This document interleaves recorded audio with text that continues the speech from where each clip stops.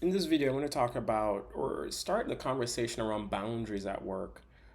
This is something that we've heard in the last 5 to 7 years, this language of creating the boundaries. And it's important to even just, if you haven't taken time out of your day to even start to think about it, I think we all have boundaries. And oftentimes, I think we when our boundaries get bypassed and broken, we do feel a little bit off. And so it is helpful to take 5 minutes, even every week or a monthly, to just start to think about like what are some boundaries I need to implement and what are some boundaries I need to just starting to work on.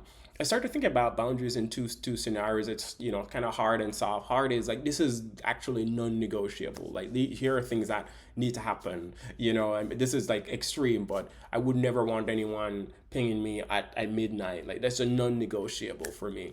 Soft boundaries are saying, hey, I'm on the road today. I'm gonna go to a dentist, but I might be available for a Slack. It's a soft boundaries can be crossed. So you'd start to think about that. And then the way to do that is like, what are some of the top priorities for you in your life and in work, right? Like if it's one of your priorities is at 5 o'clock, you're off because you have to go and be with, your son or your daughter. That's a very hard boundary that I'd hope that you'd keep.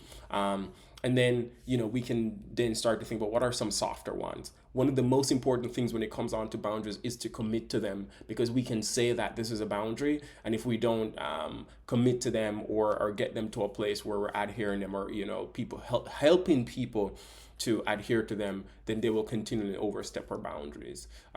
How do you start to think about boundaries, and what are some of your boundaries? Please share with me.